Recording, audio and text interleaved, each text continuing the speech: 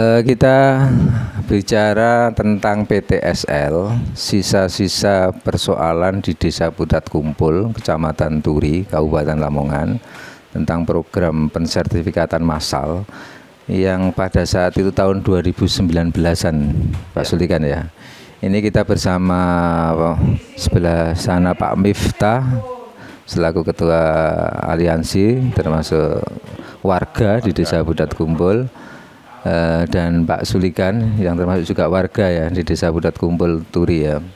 Ini kita mau dengan Mas Miftah dulu. Ya. Ini sebenarnya awalnya gimana sih? Jadi program PTSL waktu itu di 2019 ya toh, dibuka pendaftaran ya toh, dan warga waktu itu hadir di balai desa dan ada sosialisasi dan waktu kesepakatan antara Pokmas dengan para pemohon di nominal kalau tidak salah 650.000 per bidang pembiayaan dengan rincian nanti untuk biaya lembur katanya, terus untuk patok dan untuk apa namanya administrasi untuk apa materai, pembelian materai. Terus masalahnya di mana? Yang krusial kemarin di program PTSL Putat Kumpul adalah terkait patoisasi, menjadikan PR dan menjadikan masalah di belakang. Karena hampir semua bidang yang diajukan sekitar 1.250 plus 60, artinya ada sekitar 1.300 bidang ini tidak tercover.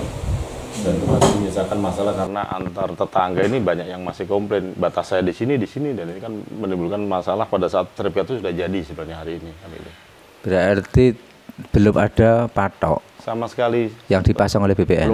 Belum ada patok ini pasang di Desa Putat Kumpul. Padahal itu sudah ada biaya untuk pemasangan patok? Otomatis, biaya pemasangan patok, biaya patoknya dianggarkan lewat 650.000 tadi. Dan itu menurut kami juga masih terlalu tinggi. Seperti itu. Terus selama ini warga bagaimana menyikapinya? Warga menyikapi banyak yang protes, komplain ke balai desa. Bahkan terakhir kemarin pada saat penyerahan sertifikat, itu dari panitia Pokmas itu memberikan patok pada warga. Ya ini kan membingungkan warga. Masa setelah selesai diukur ya toh, dan batas ukurnya itu sudah hilang, waktu itu dikasih tanda-tanda mungkin dengan pring-pring yang kecil-kecil itu, tapi kan sebanyak hilang. Terus kalau warga nanti matok sendiri tanpa ada pendamping dari BPN sama dari panitia Pokmas kan juga masalah.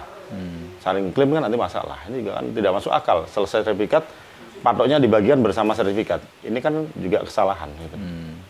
Terus ada nggak konflik antar tetangga tentang batas-batas itu? Ada, saya sendiri. Di tempat mertua saya sendiri itu dengan baratnya itu konflik. Karena ada selisih setengah meter atau 1 meter yang sampai hari ini belum selesai. Waktu program itu kan zamannya PJ Kades ya? Iya. Pak Sinten? Pak Mukhlisin. Pak Mukhlisin. Ya. Waktu itulah. Setelah PJ itu kan Kades jadi. Ya. Bagaimana tanggapan Kades yang sudah jadi Pak Sukran itu? Kadesnya sendiri juga hampir sama dengan yang lama, dengan PJ, karena melanjutkan ya program itu dimulai oleh PJ, Pak Muhlisin, dan pelaksanaan di tengah-tengahnya itu sudah Kades Pak Sukran gitu. Dan sampai sekarang belum diselesaikan pematokan itu? Belum selesai dan menjadi PR buat masyarakat di Putat Kumpul. Jelas masih banyak konflik, polemik di bawah terkait patoisasi, ini masalah. Terus menurut Pak Sulikan bagaimana menurut? Ya, menurut saya terkait permasalahan patoisasi di Putat Kumpul itu jangan sampai masalah ini terulang di tempat-tempat yang lain, Pak. Karena apa? Kalau sertifikatnya sudah jadi dan terus patoknya itu belum dipasang, ini kan program selesai tapi menimbulkan masalah di belakang kan gitu. Jadi kita sangat kasihan dengan masyarakat. Ada berapa orang yang resah? Saya kira terkait masalah itu semua orang mestinya menginginkan, Pak, menginginkan bagaimana batas-batas itu jelas kan gitu. Karena sudah sudah bersertifikat kan seperti itu. Sudah dikomunikasikan dengan perangkat desa atau? Saya sendiri pernah mencoba untuk konfirmasi terkait masalah itu dan saya sampaikan kepada Bapak Kepala Desa waktu itu.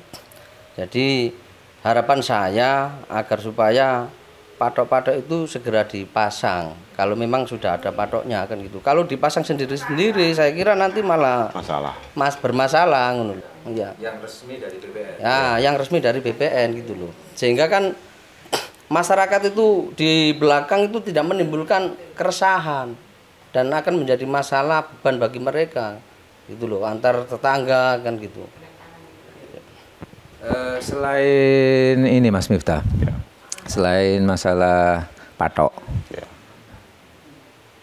katanya ada tanah-tanah pengairan atau TN atau apa yang tidak milik pribadi yang sudah disertifikatkan, itu bagaimana ceritanya? Pengetahuan saya di Dusun Dungun tepatnya ya, Dusun Dungun Desa Putat Kumpul itu ada beberapa titik yang itu tadinya memang kali, kata orang-orang tua. Saya tanya mertua juga begitu, itu kali dan itu jelas tanah desa atau tanah negara.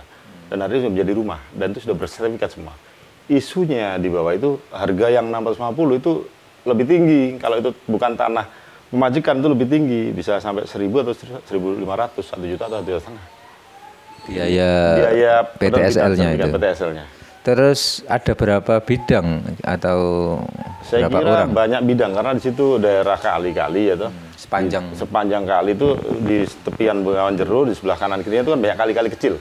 Itu hampir di Dusun Dungun itu semuanya sudah berubah, beralih fungsi menjadi rumah dan menjadi dada lah, tanah kosong lah yang diuruk oleh warga. Ini kan juga masalah status tanahnya kan jelas bermasalah. Kemungkinan ada nggak selain di Desa Putat Kumpul akan terjadi seperti itu? Saya kira banyak, karena di tepian Bengawan Jero, di daerah Kecamatan Turi sebelah utara, Kali Tengah, Karangpinangun dan seterusnya itu memang dulu daerah kali, banyak kali-kali kecil. Dan hari ini sudah berkurang kali-kali kecil itu, anak-anak sungai daripada Bengawan Jero. Berarti benar ya, data Jepang itu dari JICA atau JICA itu yang menyatakan bahwa memang ada ribuan, bahkan 6.000 sungai di sekitar Bengawan Jero yang sekarang hilang itu. Iya, saya kira benar. Termasuk modusnya seperti itu tadi. Jadi kali-kali kecil yang menjadi anak sungai Bengawan Jero sekarang menjadi hilang dan tidak ada, dan itu menjadi alih fungsi menjadi rumah-rumah warga. Terus menurut Mas Sulikan menanggapi tentang banyak tanah pengairan yang sudah disertifikatkan oleh penduduk baik melalui program PTSL atau sendiri atau program apapun namanya, ini bagaimana menurut Pak Sulikan? Kalau memang itu ada ya sangat kita sangat Sayangkan. Apa itu? Sayangkan. Sangat saya sayangkan. Karena apa? Biarlah terkait masalah sungai itu ya, kalau memang itu petanya sungai ya tetap sungai gitu. Jangan sampai alih fungsi. Jangan sampai alih fungsi, kan itu nanti kan menimbulkan masalah juga Banjir kan lah gitu. Pak. Jadi termasuk banjir gitu kan. Nantinya kan pasti apa itu irigasi itu nanti hilang. Di kemudian hari kan jelas dibutuhkan untuk jangka panjangnya kan gitu. Kalau itu sampai hilang nanti kan gimana kan seperti itu. Jadi harapan saya terkait permasalahan seperti itu jangan sampai terulang di tempat-tempat lain, karena saya yakin masalah itu akan menjadi masalah yang berkepanjangan gitu. Programnya selesai, masalahnya belum selesai kan gitu. Harapan saya seperti itu. Apa keinginan Mas Miftah terhadap perangkat desa untuk menyelesaikan ini? Saya kira ini butuh kembali ada pekerjaan ulang. Pada saat program ini dianggap selesai di Desa Putat Kumpul tapi masih menimbulkan masalah, harapan saya BPN segera turun merapikan program ini, selesai tapi dengan PR gitu, PR yang tidak baik, PR yang tidak benar, karena di sini ada konflik. Karena ada konflik sudah barang tentu pasti BPN dan Kopmas dan Kades dengan aparatur desanya segera mengambil langkah itu, kembali mengambil BPN dan melakukan pengumpulan hilang dan mematok. Yang kedua terkait program PTSL ya, khususnya juga di daerah Putat Kumpul dan sekitarnya, ini juga menyelesaikan beban terkait LPJ gitu. Karena jelas itu menarik dana kepada warga. LPJ itu apa? Laporan pertanggungjawaban. Karena ada Pokmasnya, justru mestinya kan ada LPJ dan itu harus diketahui oleh warga. Sampai sekarang belum pernah warga itu tahu sisanya berapa dan peruntukannya untuk apa. Dan itu hampir dilakukan di semua desa. Saya khawatir di situ ada pungli masif di belakangnya. Oke, terima kasih Mas Miftah, Mas Sulikan. Semoga bermanfaat bagi masyarakat desa setempat dan menjadi pelajaran bagi desa-desa yang lain. Kita akhiri. Assalamualaikum warahmatullahi wabarakatuh.